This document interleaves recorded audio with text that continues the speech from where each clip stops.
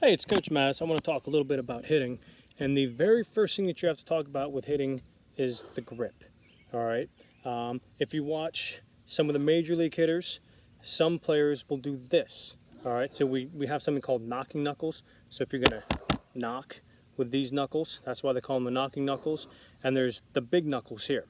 All right. Those are the key things that you're looking at. Some major league players, they'll line up their knocking knuckles like this when they swing the bat. All right. Other players will line up their knocking knuckles with their big knuckles, like this. So you kind of see like the flat parts of the hands are lined up together. All right. If you see major league players doing it, it's usually pretty good. And you should watch major league players because they're getting paid millions and millions of dollars to do what they do. So they're doing it the right way. What you don't see is the big knuckles lined up. It makes it really hard to swing freely like that. It really locks up your hands. So you don't want to do that. So get comfortable, do what you want. You can either do knocking knuckles or you can line up big knuckles with your knocking knuckles. Both are okay. Don't try to go like this, all right, and don't try to do this. All right, we want to go right in the middle somewhere. And it's going to be in your fingertips. You can see where the bat is. It's in my fingers, not deep in the hand, all right? It's more in the fingertips. All right, if I turn this way, you can kind of see where the bat is in my hand, in the fingertips. All right, and you will also see, you'll see some players that they'll be real loose with their fingers when they're getting ready to bat, and that's okay. They're nice and loose, but then as soon as they swing, they squeeze that bat with their top hand especially. All right, so to remind them to do that, a lot of times you'll see like them with an open hand like this, and then when they start to swing, they'll squeeze it really, really tight. All right, and that makes a lot of sense. What I tell some of my players to do is feel your forearm, and if you squeeze just your thumb and your index finger, you don't feel a lot of movement there. But if you squeeze your bottom fingers, you feel all these muscles and tendons in your arm in action. All right. So when you squeeze those fingers, they connect to this part, which connects to your top part and connects to your core. So when you squeeze those fingers, when you swing, everything goes into your powerful hit. All right, so now let's talk a little bit about the swing itself. The next thing, you don't see any softball players or Major League Baseball players stand like this in the box. All right, they're not super still. They're loose. They're moving around. You'll see a lot of guys doing something like this. All right, you have to be loose in the batter's box. You have to, I say loose muscles or fast muscles. Be loosey-goosey. All right, a couple things you can do. You can pretend you're drawing circles with the top of your bat. All right, so you can do this. All right, wiggle around in the batter's box a little bit, sway back and forth. All right, some people like to go back and forth with their bat. All right, but do something. Don't just stand there like a statue. All right, it's really hard to get moving if you're standing like a statue. So be nice and loose. All right, so be nice and loose. Either do circles, wave your bat back and forth. Do whatever you need to do. All right, get something that's comfortable for you. All right, so be loose. All right, the next thing you'll notice is where I have the ball placed in relation to me and the plate. All right, some coaches preach hit the ball way out in front. All right, that's not good. All right, because if you hit the ball way out in front, your bat is right here and it's always going to go one direction. And if your timing is off, you're going to miss the ball all the time. It really cuts down half of the plate. You can only hit balls that are on the inside half part of the plate if you try to hit the ball way out here. All right, so we never really, when you take a stride, you never want to hit a ball past your front foot. It's either from your front foot and really almost to your back foot is where you can hit a softball. You don't want to hit it way out here in front. All right, and that being said, we don't want to reach out and lunge because you've lost all your power when you do that. You want to stay within your body and definitely stay behind your front foot. And if you think of a pole going down my body from my head to my body and my back leg, that's kind of what we're turning around. All right, so when we swing, we want that pole to be right there. All right, and we don't want it to lean forward. We want that pole to kind of stay straight up and down. So as you're swinging, you want to make sure that you spin around that pole. And if you try to hit a ball way out in front, that pole moves forward. If I'm trying to hit the ball way out here, that pole's tilted forward. So we don't want that. We want it straight up and down. All right. When I talk about torque and I talk about rubber bands all the time in practice. All right. So after you're nice and loose and the pitch is coming, remember we want to stretch that rubber band. We want to twist that rubber band at the same time. So what we're going to do is to stretch that rubber band, we're going to take a good stride, and our stride is going to go forward, but our hands are going to go backwards. So if we imagine a rubber band from our front foot to our back hands, we want to make that really, really tight. We want to stretch that out. All right. We don't want to go too far. All right. We call it the Goldilocks rule. All right. It can be not far enough and too far. We want to find the one that's just right, the Goldilocks rule. All right. And we also kind of want to turn a little bit. And we say we either show the number on the back of our jersey to the pitcher, or another thing to think about is hide your hands from the pitcher. All right. Once again, Goldilocks. We don't want to go too far, because if we go too far and the pitcher's this way, I can't see the pitcher anymore. So we want to go far enough where the pitcher can't see our hands, but we don't want to go too far so we can still keep our eyes on the pitcher and the ball coming in. All right, so we're going to go ahead, stay nice and loose, That ball comes, we're stretching that rubber band, and we're hiding our hands. All right, and that creates torque because our front half is or our bottom half, sorry, is starting to open up, but our top half is closed. And that's the twisting of a rubber band. So if I twisted a rubber band in opposite directions, so our legs are the bottom part of the rubber band, and if we let go of the top, it wants to spin around. So if we start opening up our legs and keep our shoulders closed, our shoulders eventually are going to want to spin around. All right, so that's what we're trying to do. So once again, good grip, not too far like this. Goldilocks right in the middle, get comfortable with it. Stay nice and loose. And as that ball's coming, we're going to take a stride forward and we're going to bring our hands back. All right, now when we start our swing, all right, notice when my hands go back, my back elbow goes back too, and my front elbow is down. I'm going to switch those. All right, for that swing, I'm going to switch my elbows, and as my elbow comes down, my back knee is also going to go forward. So that's going to engage the bottom half, and that's where we're going to get a lot of power from. All right, so we're going to get a good grip, nice and loose. Step, we're going to stretch that rubber band and twist that rubber band at the same time. And as we swing, the knees coming forward, our back elbows coming down and coming forward. And what's really important, our hands are staying right at our shoulder and are staying tight to our shoulder. They're not coming out far like this. This is called casting. We don't want to cast our hands out like that. It makes for a really long swing. All right, so we want to bring those hands in close, keep this elbow in. Front elbow, it doesn't really matter much. You can bend your front elbow. You'll see some players bend their front elbow. You see a lot of the power hitters, they keep their front elbow straight like this. They call it the arm bar, all right? But they all have this back elbow in tight, all right? So good grip, nice and loose, stride, creating that torque, all right? So we're twisting a little bit, we're stretching a little bit. Our elbow and knee are coming forward. Our hands are staying tight into our shoulder here, and we're about to swing, and gravity is going to make this ball come down. Even a softball pitcher, as hard as they throw it, gravity makes that ball come down no matter what. So if the ball is coming down, we want the bat to come up. All right, if we try to swing down on that ball, so if the ball is coming down like this and we try to swing down at the ball to hit a line drive or a good fly ball, all right, we have to be perfect with our timing.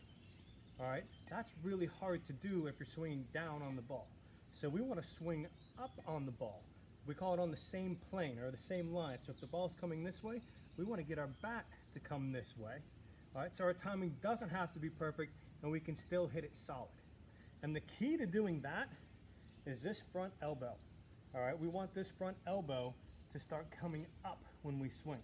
And you'll notice when my front elbow comes up, that bat head drops down and it's going to start coming up to meet the plane of the pitch, to be on the same line as that pitch.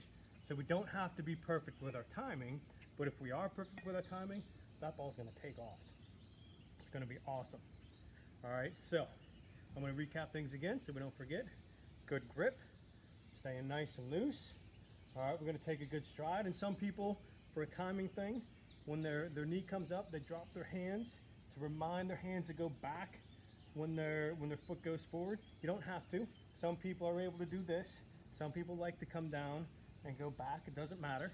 But what's important is we're stretching that rubber band. All right, so grip, nice and loose. We're going back, creating that torque. We're starting to swing. This knee comes forward. We're pushing off, driving off that back leg.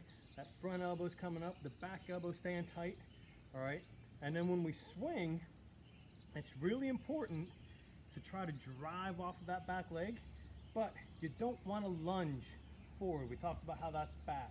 So as we swing, that front leg is actually going to straighten out to make sure that, remember we talked about this pole, to make sure that that pole stays straight up and down, or maybe even back a little bit. All right, that gets you a little bit more loft for those home runs. You see a lot of the big power hitters, they'll actually be leaning backwards to get that big launch angle. So that's, if you want to do that, you can. It's really bad, like I said, to drive off that back foot and lunge forward, because now we don't have any power. It's just all arms. And also when we do that, we start to swing down instead of swinging up. All right, so I'm going to try to put everything in motion here. All right, good grip, nice and loose. Kind of like that. All right, that's what we're looking for.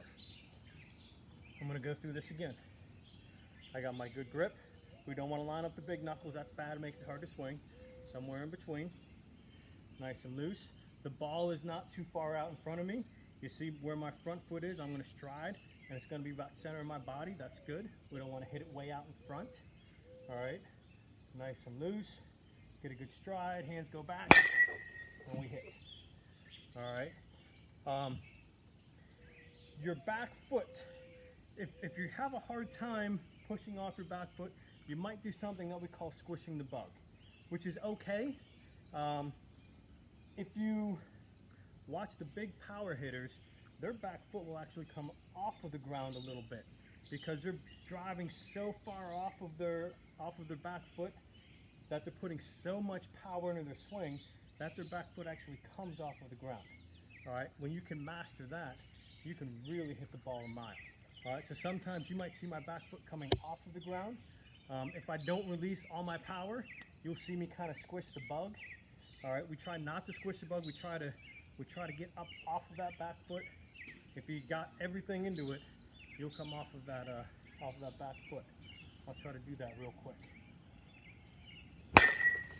Something like that. All right, I got all that I could into that one. So, one more time. Good grip. Nice and loose. Circles, back and forth. I'm swaying in the box. All right. Staying nice and loose. Waiting for that pitch. Create my torque. And I'm swinging. All right. And I really came off my back foot that time. All right. Hitting is hard.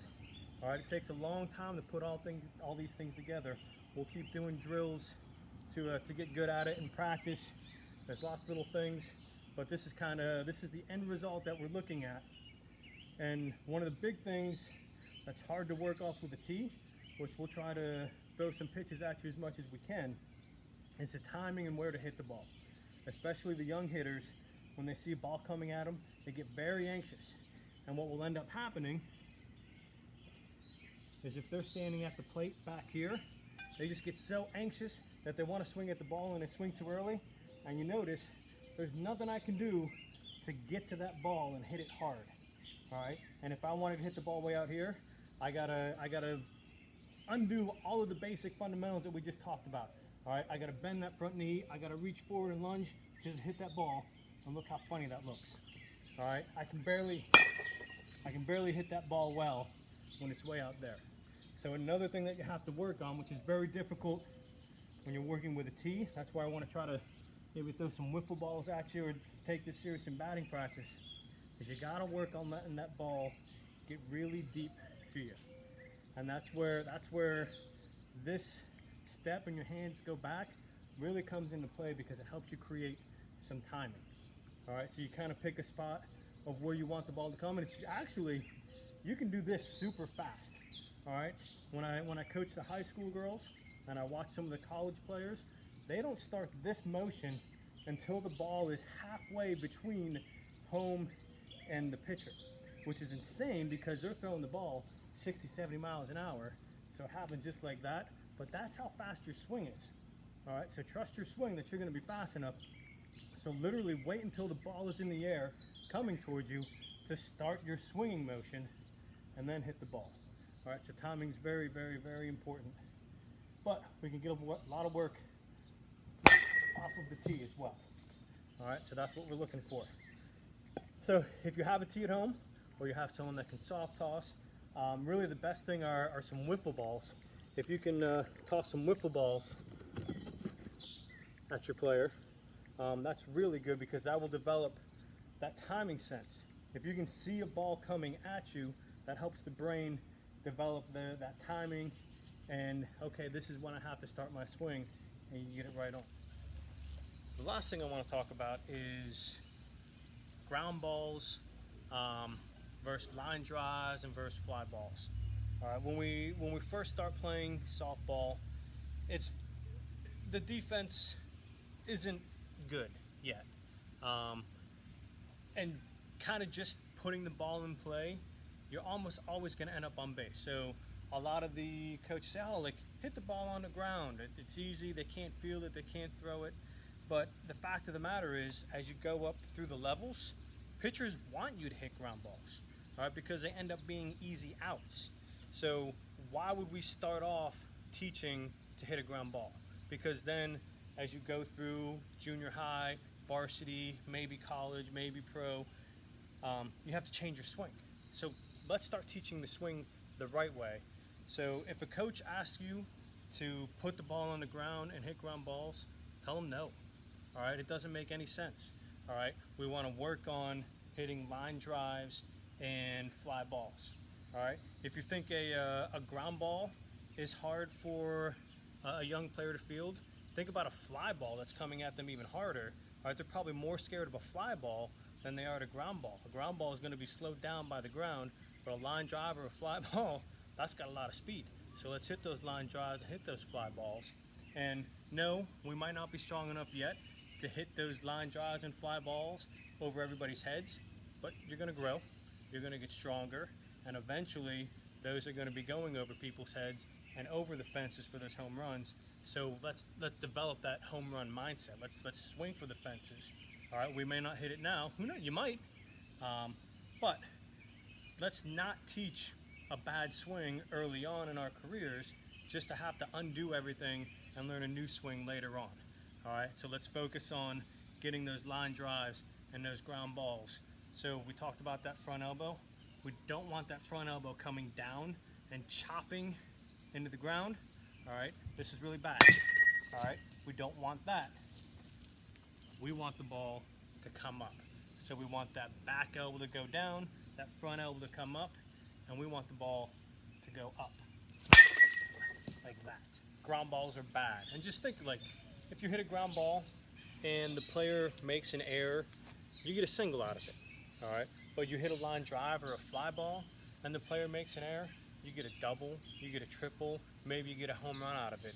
So it's way, way better to hit that ball up in the air than it is on the ground. All right, so let's work on this. Like I said, hitting is a difficult thing, especially at the beginning, and there's hundreds of things to be working on and thinking about at the same time. But you keep practicing, repetition, repetition, repetition, but don't just swing to swing. All right, make sure that you're thinking about something and thinking about the right somethings when you're swinging, so we can work on this. All right, don't get discouraged. All right, even the guys that get paid $20 million, they hit ground balls sometimes, they strike out sometimes, they get out. All right, they actually get out more often than they get hits, which is crazy. All right, a major leaguer gets paid $20 million and only gets a hit, 1 out of 3 times, and that's good. All right, so you're not going to get a hit every time. That's okay. All right, accept that. That's a big part of softball, is accepting that you are going to fail at hitting more often than you are going to succeed. Well, let's try to develop that home run mindset. No ground balls, you want line drives, you want fly balls, because they're going to turn into some home runs.